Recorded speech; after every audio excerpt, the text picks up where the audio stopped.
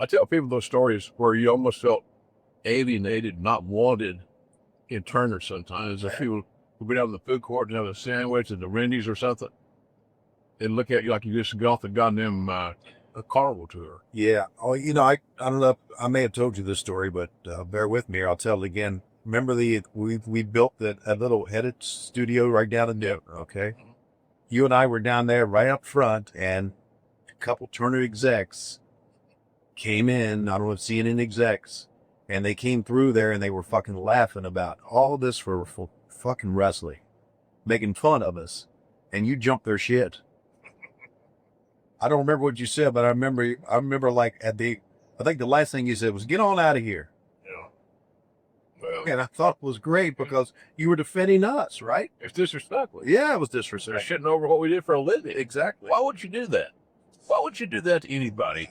If that was their choice, that was their lot in life, that's how they're providing for their family, what right do you have to tell me or you or anybody else, us, that that's wrong? Right. I know. It's just So what do you do, asshole? Sell ads? Lick ass? So you get a whiter shirt, a bluer jacket, and a red tie? that's what they were doing. So they would. I mean, it was just, and they like, and I remember the looks on their faces. They were like, "Whoa, shouldn't have done this." That was good. Stand up for the business all. You have to be a dick. Or a Richard. Yeah. You remember that Asian or the Chinese restaurant next door to it? Yeah. Yeah. Yeah. It's supposed to have been. Oli would always say, "It's the dirtiest place you can eat. It all fails all the tests." But we always ate there. It was fun. Leave it to Oli to give you the bad news. Leave out any redeeming qualities of anything. Oh my God. I always think sometimes his shtick was a little Don Rickles-esque. I think sometimes it was just a kind of a half-assed work. Oh yeah. That he became that grumpy Yeah. character, and he kept portraying it over and over. Yeah. Just like, you go on Facebook or somewhere now and you see these little clips of the Johnny Carson show, Yeah. Tonight Show with Johnny Carson.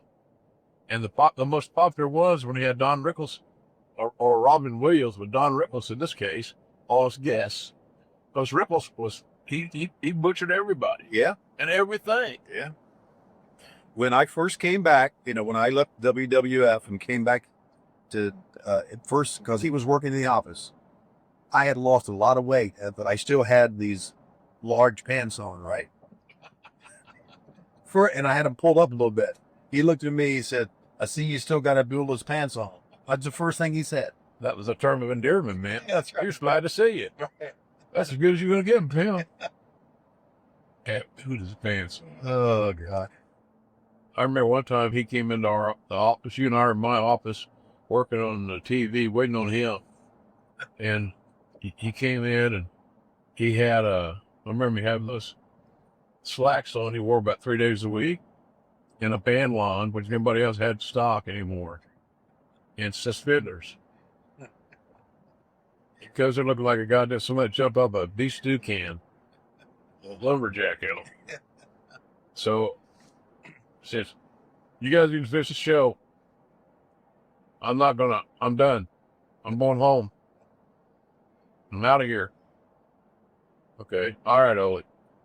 He said, and if you don't finish it, we'll have no show Sunday night. I don't care. I don't give a fuck. We knew that. You knew that. So apparently it come from a meeting with Hurd or somebody. And what rushed together for me, Tony? I mean, how long was Hurd there? 3 years? A 90, when did Kid Fry take over? Like 90, 92? So he was probably 89, 90, 91, yeah. 3 years. About 3 years, yeah. And then Kid Fry was there you was there about a year. Yeah, and then Cowboy took over. Yeah, Cowboy was there till you broke out of prison. You got furloughed. You can't fire me, I quit. Yeah, I don't know. Yeah, Hurd was there. It seemed like forever. Well, the stories of Hurd, just like any story in wrestling, they are embellished with age. Sure. Yeah, of course. he was not a great guy as far as having wrestling acumen, product knowledge, everything that was essential to run the division. Right. But just go and have a cocktail with it. Oh, he was a great guy. He was fun as hell. Yeah. Buddy. Yeah. God damn, it takes a lot of children in this engine. Stop that subvision back. Well, remember when we went to Japan to that show? Yeah. And we ended up in that Korean bar. He was with us. Yeah. I remember. We were up on stage and sang. Yeah, we were all drunk and shit. And I remember talking to him afterwards. He said, you and JR Jim Ross, you and Jim Ross do such a great job with us. We appreciate everything you do. And he was a nice guy. Yeah. But, and I remember one time, like, Zabisco and I used to go to Chicago every now and then to do leads for WGN. And then we bring Jack Brickhouse in, or we go to see Jack Brickhouse. Sweetheart. Yeah, Jack was a great guy. And so there was one time that we forgot to get Holy a ticket. I mean, Zabisco a ticket. We got to get Zabisco an airline ticket. Yeah. He called me in his office. He said, he didn't get Zabisco an airline ticket in time. It's going to cost us twice as much now. He's not going. And then I said, then don't send me, because if he's not going, there's no use of even doing it. And he said, okay, we'll send him. It was just like that. I mean, he relented just like that, but, he was trying to. Oh, yeah, play his card. I'm out the middle here. I the only can fix this. Right. Okay, I will. Right. Yeah, he was easy to deal with. If you'll recall,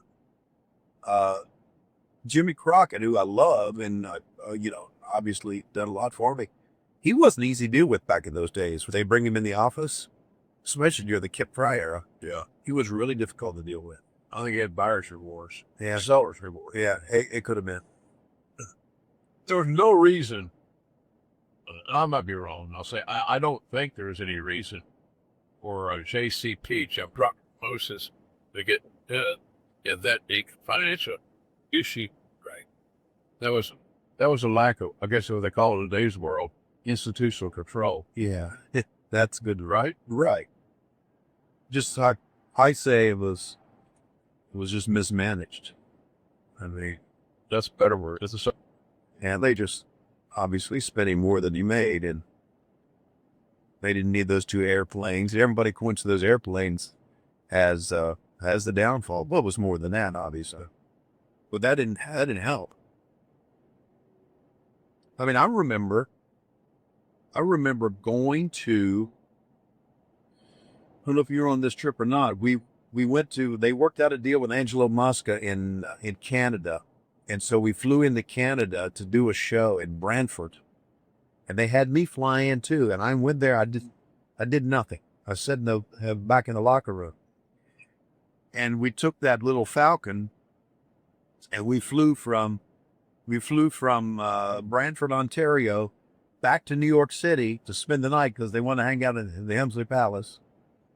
And we all hung out there, and then flew the next night back to Canada. $1,000. Oh, I mean, they just did that to hang out, And I think back in the day, I know I'm right, because I was on the tour going out the West Coast. We went to Albuquerque, San Francisco, Albuquerque, LA, San Francisco, and I was the ring announcer. And also we went to somewhere in New Mexico. I can't remember where it was. 4 places. Well, the Falcon with Jimmy and Dusty and Flair and all those guys made Vegas their hub. Oh, I started to say. Yeah. There's a Vegas story in this somewhere. That's right. You're in the right time zone. And they would fly to Albuquerque, do the show, fly back to Vegas. The next day, fly to New Mexico, back to Vegas. San Francisco, back to Vegas. That's how they did. And those things are like, I don't know what it is then, what it was Right. then, but it's $1,000 an hour. Right. An hour. Yeah. You can't say he didn't take care of the top talent. And I really did. But that's mismanagement, or that's lack of institutional control or whatever. It was funny when they call that one Stardust or something. Yes, that's right. And the gold paint. Yeah. That did not set well with some of the other Oh, stars oh, no. coming at that time. I know. So,